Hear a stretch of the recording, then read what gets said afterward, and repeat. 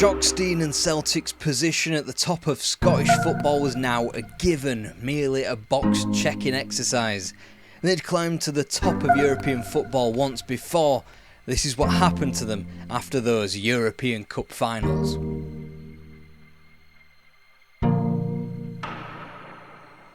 We left you yesterday with Celtic's second European Cup final, one of the comparative disappointments to the heady old days of Lisbon, 1967, and a win over Inter. They had been the favourites 3 years later but squandered the chance of regaining the European Cup. On the continent they wouldn't have it so good again. When times were better, a quick jaunt across the Atlantic for a protracted post-season tour worked a treat. Now when they met teams like Man United, Bari, Eintracht Frankfurt, it was more of a chore. A tour that Jock Stein decided to up and leave midway through a bizarre game in Toronto against Bari, who had themselves staged their own second-half walkout moments prior. A suddenly short-tempered Stein told Sean Fallon, his assistant, to make sure neither Bertie Auld or Tommy Gemmell played again on the tour. Celtic were at the top of the mountain, but air was thinning fast. Once more, rumours abounded that Stein was away to Manchester United to fulfil a role left behind by Matt Busby. Whilst that came to nothing, he did set the wheels in motion for a sea change at Parkhead. Jimmy Johnston joined Gemmell on the transfer list, Charlie Gallagher was given a free transfer, and goalkeeper Ronnie Simpson retired due to a recurring shoulder injury. Either way, Celtic wouldn't entertain bids for Johnston or Gemmell, and Gemmell was crocked for a few months, mere moments into the league opener at home to Morton. In Danny McGrain, Stein found a suitable replacement at fullback, and David Hay was also blossoming in the same position. Kenny Dalglish, George Connolly and Lou Macari rounded out the litter of youngsters who would become known as the Quality Street Kids. Celtic had not only eased themselves into the knockout phase of the League Cup, but they'd regained the soft power also known as the Glasgow Cup in August. More pertinent bragging rights would be on offer a few weeks later at Celtic Park, John Hughes and Bobby Murdoch scoring either side of the half in an early Old Firm marker. Whilst Joe McBride and Hibs came to haunt Celtic and Jock Stein immediately afterwards, the Hoops would have a chance to get on the board in terms of silverware by the time they would be defeated once again. Denny Johnson out in front. Centre forward Johnston scores. A beautiful. Still, despite that setback against an otherwise out-of-form Rangers, Celtic continued in their rich streak in the Championship. They stretched their superiority to just one defeat over the first 15 matches. Unfortunately, Aberdeen had done the same, only trailing Celtic by a point. So even though Rangers were languishing in third and barely a speck on Celtic's rear-view mirror, there was still a title race to contend. So too was their competition to be had in the European Cup after Christmas. Not that Jock Stein's side had been tested on the pitch in sticking 24 goals past opposition from Finland and Ireland. The closest thing Celtic came to a battle was the last 16 first leg tie in Dublin against Waterford as trouble escalated on the terraces. Nonetheless, Celtic escaped with a 7-goal win and began to plot their quarter-final for March, a tie that would be a dividing line right through the Jock Stein reign at Parkhead.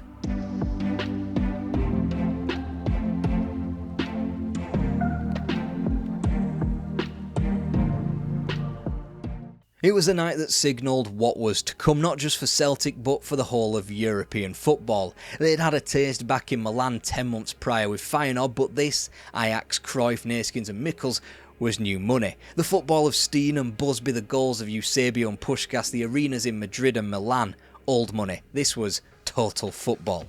Celtic had approached the tie in cumbersome fashion, going down to their nearest title rivals Aberdeen, whilst only getting a point from Ibrox before losing late on in Perth against St Johnstone. Meanwhile, in the Cup, Celtic had been forced into a replay in Dunfermline after a 4th round draw at Parkhead, before natural order was resumed with the 7-1 thumping of Raith Rovers in the 5th round. Thankfully, when Celtic had toiled in Perth, Aberdeen were busy losing at Dunfermline. Still, the Dons topped the table by 2 points, even if Stein's side did have a game in hand. Celtic would drop just 2 points in advance of a trip to Pittodrie. Their hosts dropping 6 points, both sides unbeaten. Whilst Aberdeen had no distractions, Celtic were constantly delving into replays against lesser opposition in the Cup, the latest example being Airdronians, who had the cheek to score 3 times in the quarter-final at Parkhead. Ultimately, Celtic would book their predictable final with Rangers. When we reached April 17th, we had the rarity of fate being in both clubs' hands. Celtic started the week 5 points off the Aberdonian pace, thanks only to holding 3 games in hand. A win over Motherwell reduced that gap to 3, and they could get to within a point with a win up north, whilst retaining those 2 games in hand. The onus therefore was on Aberdeen to snatch both points, but they couldn't, as Celtic carved out a draw. Even better news came for Jock Stein a week later from Brockville Park, when Falkirk all but handed the title to Parkhead on a silver platter with a shocking 1-0 win. It wasn't quite the new firm challenge of the 80s or even Aberdeen's final day collapse of 91, but they had proven stern opposition. With St Mirren, Ayr and Clyde to come and only 3 points required, Celtic wrapped up another championship with a game to spare, unfortunately away from Parkhead due to the grandstand's renovations. Title celebrations therefore would be reserved for just 25,000 people at Hampden on a Thursday night. The main event was next though, Hampden again, Rangers and the 1971 Scottish Cup final replay. And it's in for a goal, it's in the goal! There he is coming back, and then it's 2-0 for Celtic! Revenge was gained, another double won, and with their more permanent rival a massive 15 points behind them and as low as 4th, there was nothing to suggest that Celtic's domestic dominance was about to stop anytime soon. The 1971-72 campaign almost began with a disastrous clerical error, as young Kenny Dalglish hadn't been sent a form in order to renew his contract. With realisation dawning on June 30th, the deadline, the hottest property in British football put pen to paper with only hours to spare. In truth, it's probably the closest Celtic came to real conflict in what was an idyllic season for the most part. Down to Ray. And it's a goal! Box. Inside, right foot shot to the far side, and it's there! With a corner. Up go the heads. It's chance for Thistle. McQuaid scores! Taken by Laurie. In comes Bowen. Walks the ball into the net! Now, I did say, for the most part, it did feel like the potential changing of Celtic. This is what a future may look like after Billy McNeil, a man absent through injury, was gone. Also, the match was preceded by the sales of former regulars John Hughes and Willie Wallace to Crystal Palace. After that absolute aberration against Partick Thistle, a team whose only sniff of silverware had come 50 years prior in the Scottish Cup, Celtic wouldn't lose again domestically until they had title 7 in a row wrapped up. They had corrected their autumnal Hampden mess in the Scottish Cup final, sticking 6 past Hibs. They had won the title by 10 points and even went on to discover newfound ways of being eliminated from Europe. Whilst new signing Dixie Deans had made his mark at Hampden, he'd also make his mark in Europe, but for very different reasons. And Dixie Deans misses it.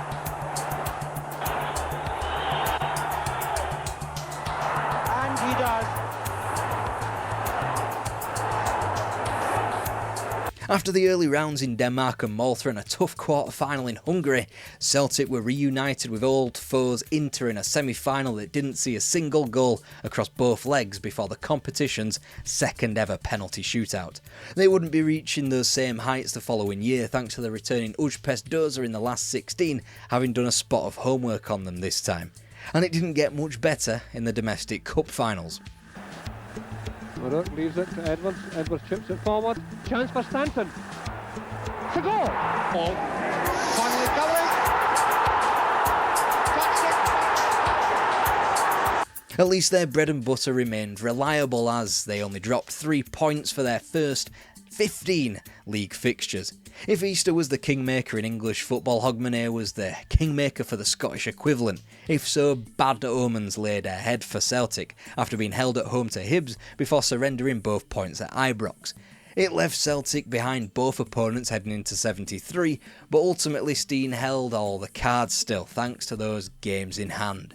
Not that Celtic would fully capitalise immediately, losing in Airdrie before being held to both East Fife and Partick draws before the end of February before losing Lumakari to Manchester United for 200 grand.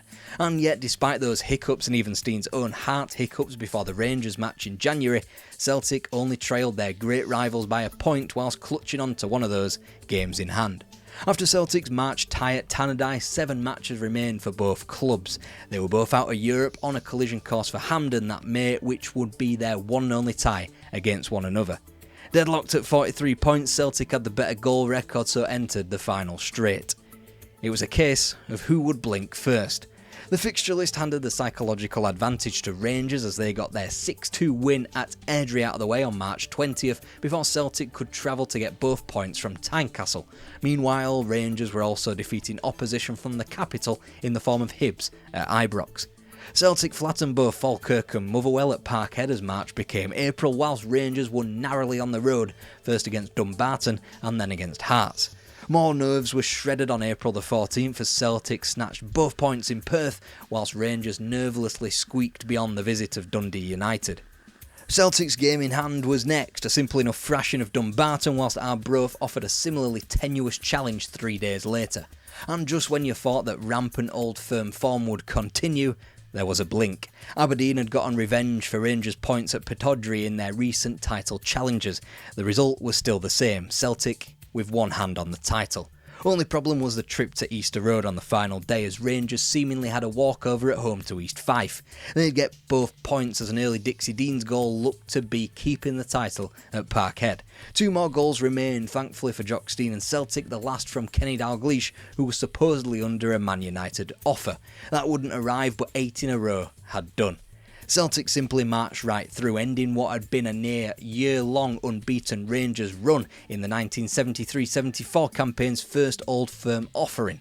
If they had premature signs of taking them out of the title race, St Johnstone's win over Celtic the following week might have roped them back in. Whichever way you looked at it, Celtic continued to motor through Scottish football at will, sinking Rangers to reach another League Cup final that December. Wilson punching it forward, brought down and taken on the turn, it's a goal. Gordon Wallace has scored for Dundee. Good against Johnston. Despite differing Dundonian and denouements in the Cup, Jock Stein's side remained unmoved in the league. They called it total control, especially when the double was completed over Rangers on January the 5th. It was effectively goodnight Vienna in the league as Rangers sat 5 points back in third and Celtic's closest title rivals Hibs could only muster 1 more point. Despite playing great stuff back at home, Denmark's Velje proved a harder nut to crack as Celtic booked their quarter-final spot in the European Cup, 1-0 on aggregate. The road to another semi-final wouldn't be easy, even if it was little old FC Basel standing in their way. A beautiful in-swing and McNeil's there, and it's a goal! Ground, lovely move. Here's Murray. Out in front, there's a chance, and it's a goal! Bending it out in front, it's a nice one, and it's a lovely goal. Great shot, the ball spins loose, it's turned in, and it's a goal. Here, over comes the cross, down to Callaghan. Goal! A low cross, and it comes through, it's Hood inside the box. We're looking for a chance to chip it out in front, which he does. Johnston going in, headed in under the bar, it's a goal! If Basel had been a mere trip hazard on the way to a second European Cup final in 1970, they were a full-blown existential threat 4 years on.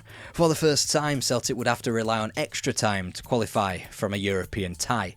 Meanwhile, both Atletico Madrid and Bayern Munich breezed through into the semi-finals, and the fourth semi-finalist Ujpest Doza required penalties. Unfortunately for Jock Stein, they wouldn't be dealt the latter for the third time in recent memory, but a comparative newbie to the European Cup scene. Oufa. Yarat. Ouais. Voilà. Enfin un but. Capone. Tire et but. Un but fantastique. But marqué par le capitaine de l'Atlético. But de Adelardo. It was the end of an era. 9 titles won on the spin and their last true dalliance with the European Cup. Jock Stein told his players after Lisbon in 1967 that football wouldn't be the same for his players. Now, after 1974, football wouldn't be the same for Jock Stein or for Celtic.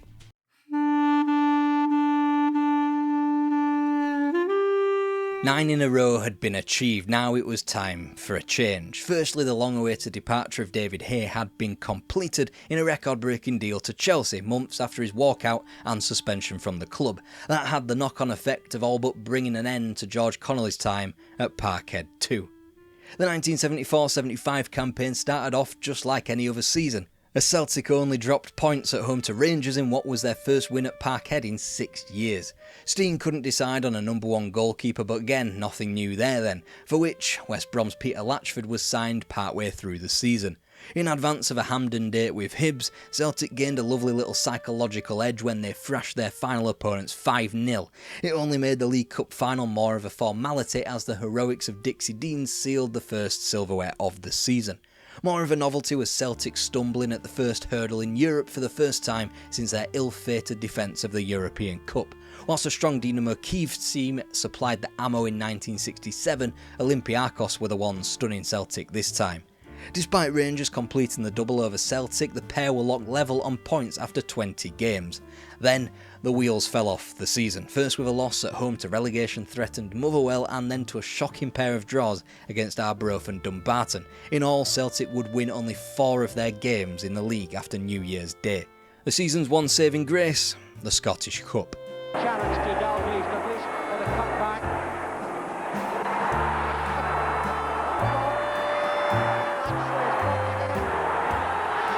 Sheer grit and determination. 2 minutes to go to half-time and the score 1-1.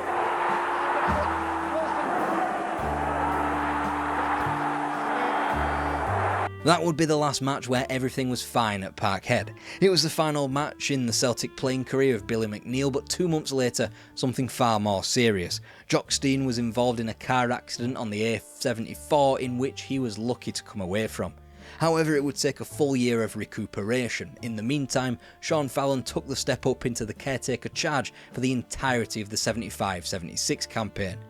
Dave McParlin was drafted in from his role as Partick Thistle manager to be Fallon's assistant. They made the worst possible start, losing at Ibrox before Rangers' hex over Celtic extended to a win in the League Cup final, a point at Parkhead a week beyond that, and an Ibrox triumph on New Year's Day. This thanks to SFA restructuring that transformed an 18-team, 34-game First Division into a 10-team Premier Division with 2 more fixtures. Despite the poor run of results against their nearest and dearest, as well as a 3-3 draw at home to Dundee on January the 3rd, Celtic were in the same position as they had been the prior season, that's level on points with Rangers after 20 games. This time the wheels didn't fall off immediately, 9 were won on the spin in the league. Even if they did bow out of the Scottish Cup in the 3rd round to Motherwell and were dumped out of the Cup Winners' Cup quarter-final at the hands of Saxon Ringsvikau, your guess is as good as mine, they still led Rangers by a point as late as April, thanks to a win over St Johnstone. It's only then where the wheels came off, 1 win from the final 7 games, including a goalless Old Firm derby, which gifted Rangers the title. The 76-77 campaign was all change at Celtic Park as Jock Stein returned. His first piece of business that summer was bringing in Pat Stanton as a 32-year-old temporary solution to Billy McNeill's departure. Meanwhile, George Connolly was finally given his free transfer as Partick's Joe Craig came in. Ronnie Glavin was now one of the main sources of goals from midfield, and both Roy Aitken and Tommy Burns had evolved into accomplished players. Unfortunately, Celtic's poor form from the prior season became 1 win from the first 5 of the following season. That's 2 wins from their past 12 league games. Completely unheard of. The test of Wisła Krakow and the UEFA Cup came far too early into Celtic's season for them to threaten the polls or the competition, and the League Cup final was also lost again for the 6th time in 7 seasons to a 5th different team. It had felt a long time since they'd racked up 5 League Cups on the bounce to eclipse Rangers' tally. Alternatively, it was only Aberdeen that could stop Celtic in the league between October the 2nd and March 16th, a run where Celtic only lost at Pittodrie twice and were held to a draw by the Dons at Parkhead.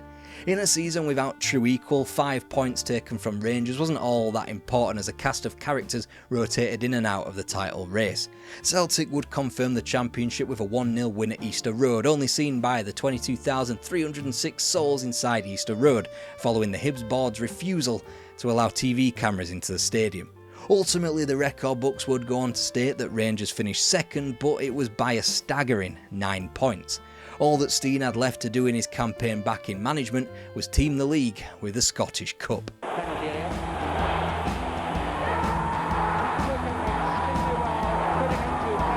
10 years on from Lisbon, the act of picking yourself up from a near-death experience to win the league and cup double was arguably as big of an achievement, if only Stein had left that summer. The die on the 1977-78 campaign was cast almost immediately. First off, Kenny Dalglish was allowed to go to Liverpool for just $440k. Still a record amount for a Scottish club, but when the likes of Gordon McQueen, Malcolm McDonald and Kevin Keegan had all gone for more than that amount south of the border, it was a complete steal.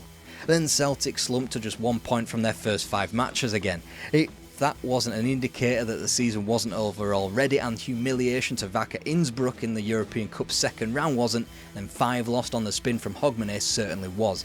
In fact, Celtic occupied as low as 8th in a 10-team table as late as March.